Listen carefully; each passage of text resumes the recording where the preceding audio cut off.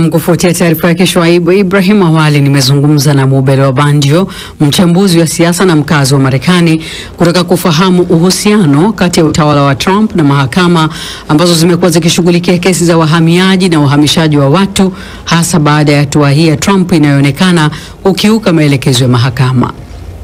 Kwa technical unaweza kusema hajayakiuka kwa sababu wakati maamuzi yanatolewa tayari ndege ilikwishaondoka, ilikuwa angani. Jaji alitoa tamko akisema kwamba igeuze, lakini sio kitu ambacho kipo katika maandishi, na wakati huo Trump anaweza kusema kabisa kwamba tusingeweza kugeuza ndege kulingana na mahali ambapo ilikuwa na tayari kulishakuwa na makubaliano. Kwa hiyo nafikiri walishahisi kwamba hili litakuja kutokea. Walichofanya wao ni kuweza kuitime tu, na kisheria huwezi kusema kama vile wamekiuka maagizo kwa sababu ndege haijaondoka baada ya tamko kuwa limetolewa, ila tu ni kwamba walisema kwamba hakukuwa na uwezekano wa kugeuza ile ndege, na wamesema hata katika rufaa yao ambao wamekwenda kuikata wamesema kwamba kama watashindwa katika rufaa hawatatumia tena hiyo amri ambayo walikuwa wameitumia na ambayo imesitishwa kuweza kuhamisha ama kuondoa wahamiaji wengine. Kwa hiyo mahusiano yao hayajawahi kuwa mazuri, lakini katika hili bado Trump anaweza kusema kwamba hapana, mimi sijakiuka amri ya mahakama kwa sababu wakati amri inatolewa tayari tulikuwa katika mazingira ambayo tungeweza kuwarudisha watu hawa. Hebu tupitishe kidogo Mubelwa, katika hii sheria ya karne ya 18 ambayo inasemekana kwamba Trump anajikita, kwa hiyo ni ipi na pengine inaegemea nini hasa? Sheria yenyewe inaitwa Alien Enemy Act. Hii ilianzishwa mwaka 1798. Ilikuwa ni wakati ambao Marekani ni kama vile katika kujiandaa na vita dhidi ya Ufaransa, na kwa wakati huo basi wakaamua kuianzisha hii ili kumpa rais mamlaka zaidi kuweza kuondoa wale watu, kwa sababu kulikuwa kuna watu wengi wanaosemekana kwamba wangekuwa hapa nchini ambao ni wageni, lakini walikuwa kama vile wangeweza kuwa na ushirikiano na nchi ya Ufaransa. Tangu mwaka 1978 ilipowekwa imeweza kutumika mara tatu. Ilitumika katika vita vya ndani vya Marekani mwaka 1812, ikatumika katika vita ya kwanza ya dunia na vita ya pili ya dunia, ambapo zaidi ya Wajapani 120,000 walikamatwa na kufungwa kwa sababu kipindi kile walionekana kwamba wangeweza kushiriki katika upande wa pili. Serikali ya El Salvador imechukuliaje hatua hii ya wahamiaji kutoka Venezuela? Kuna makubaliano watatengeneza hela ambayo wasingeweza kutengeneza, ni pesa ndogo sana kulinganisha na kama wangeweza kutuzwa hapa nchini Marekani. Rais wao nao alichukua ile posti ya maamuzi ya judge ilipotoka, lakini akaandika oops, it's too late. Kwa ni kama vile na yeye hiyo ni pesa ambayo angeweza kuikosa, takriban milioni kadhaa hivi, ambazo nafikiri kama angeweza kuzikosa hizo pia zingekuwa ni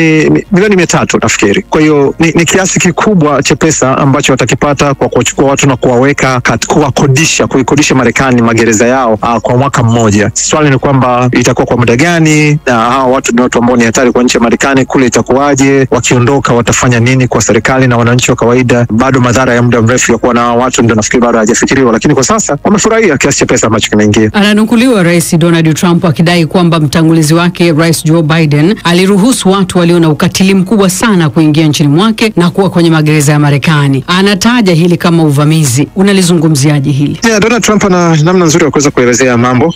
Joe Biden watu hawakualikwa, ni watu ambao wengine walivuka mpaka, si wengi ambao wanavuka kwa sababu wameingizwa ndani kama ambavyo alikuwa akizungumzia kwamba wanaingizwa wahalifu nchini Marekani. La hasha, lakini watu pia ambao pia wamekuwa wakitoroka katika nchi zao. Hao ni watu ambao wamevunja, kama ambavyo kuna watu ndani ya Marekani ambao wana uwezo wa kuvunja sheria na kutafuta namna ya kuweza kutoroka na kuweza kuingia hapa nchini Marekani. Yeye anachokizungumzia ni kwamba itakiwa tuwe na mkakati wa ziada kwamba kama wamevunja sheria kuingia hapa, basi utaratibu wa kuwarudisha nao usiwe wa kihutu zaidi, kwa sababu hawa ni watu hatari. Nafikiri hapo ndipo ambapo anaungwa mkono kwamba wale ambao wameingia hapa wakiwa na rekodi mbaya na ikajulikana, basi wasipate nafasi ya kuwa mtaani, kwa sababu wameendelea kuhatarisha maisha, na kuna matukio machache ambayo baadhi yao waliweza kufanya ukatili pamoja na mauaji, na Donald Trump aliweza kutumia sana wakati wa kampeni, na tumeona kilichokuja kutokea kama matokeo yake. Kuna habari kwamba serikali ya Salvador inalipa dola 20,000 kwa mhamiaji mmoja tu. Je, ni kweli? Na serikali ya Marekani inaweza ama itaweza kudumu juu ya hili, huku ikisema inapanga kubana matumizi ya fedha zake kwa mambo yake ya ndani?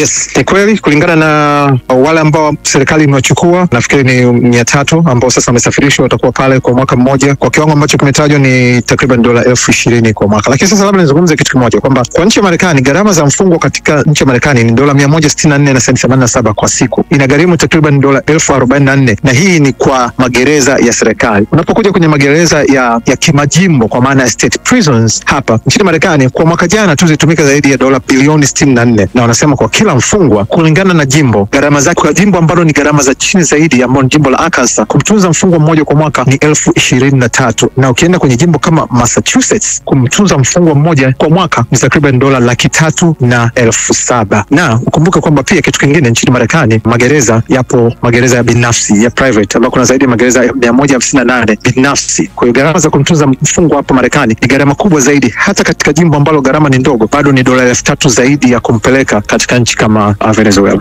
Naam, ni Mubelo Bandio, mchambuzi wa siasa na mkazi wa Marekani, akizungumza na mwenzangu Regina Mziwanda kutaka kufahamu uhusiano kati ya utawala wa Trump na mahakama ambazo zimekuwa zikishughulikia kesi za uhamiaji na uhamishaji wa watu. Tukiendelea msikilizaji, ni kwa shirika la kimataifa la Human Rights Watch limehimiza Kenya kukamilisha uchunguzi kuhusu miili iliyokatwa iliyopatikana kwenye machimbo ya mchanga mwaka jana na kushughulikia madai kwamba polisi walizuia juhudi za kuirejesha. Awali nimezungumza na Otieno Namwaya, mkurugenzi mkuu wa shirika la Human Rights Watch ukanda wa Afrika Mashariki, ambaye nimeanza kwa kumuuliza ni nini kilichotokea na ni kwa nini wanalishinikiza taifa la Kenya kukamilisha uchunguzi sasa hivi.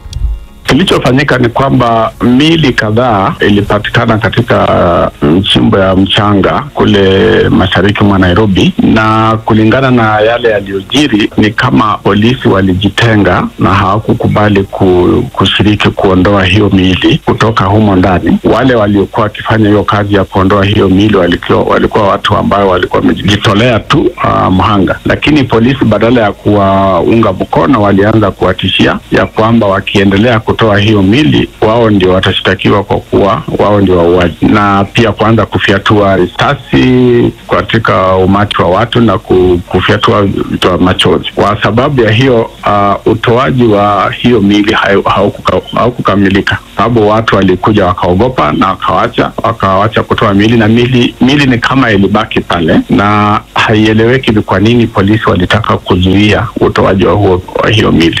Na ni miili mingapi ambayo iliweza kuopolewa wakati huo, na kwa nini pia saizi ndio mmeamua kulishinikiza taifa hili kuweza kukamilisha uchunguzi? Ile idadi ya miili ambayo ilitolewa kulingana na ile ambayo ilifanyiwa uchunguzi wa kisayansi yani autopsy, ilikuwa miili 17 ambayo aliweza kuweka pamoja, kwa sababu hiyo miili ilikuwa imesindikizwa katika magunia na kufungwa ndani na ilikuwa imekatakatwa. Kwa hivyo hakuna mwili ambayo ilikuwa imekamilika. Kwa ujumla yale magunia yalitolewa ambayo yalikuwa na miili ilikuwa magunia 30, na katika hiyo magunia ni kama waliweza kutoa miili 17 ambayo waliweza kuchunguza. Ile miili ingine ambayo ilibaki haijulikani ilienda wapi, sababu walishughulikia miili 17, magunia ambayo ilikuwa na miili ilikuwa 30. Na kwa sababu gani tunataka serikali ishughulikie hili jambo kwa dharura? Ni kwa sababu kuna vitisho zinaendelea kule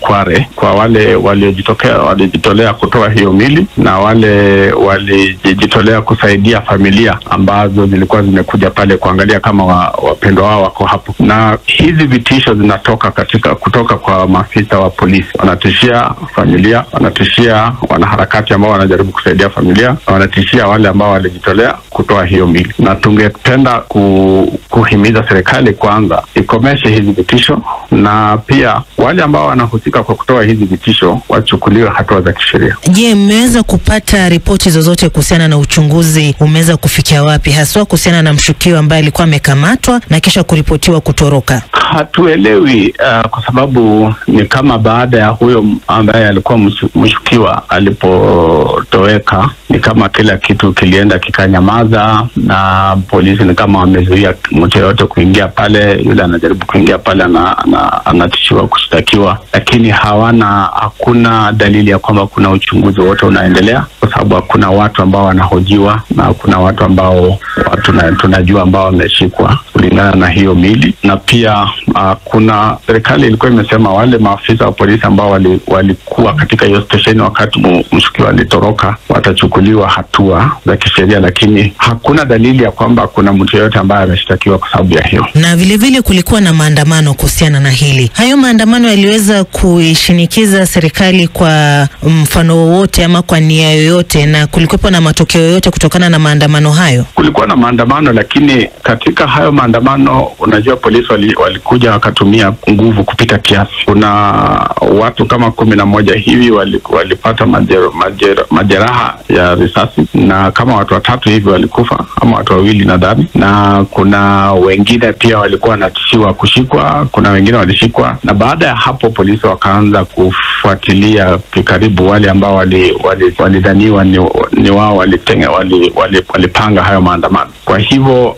badala ya kuchunguza namna hiyo mili ilikuja hapo, polisi wameanza badala yake walianza kufuata wale ambao walikuwa wanazungumzia hilo jambo.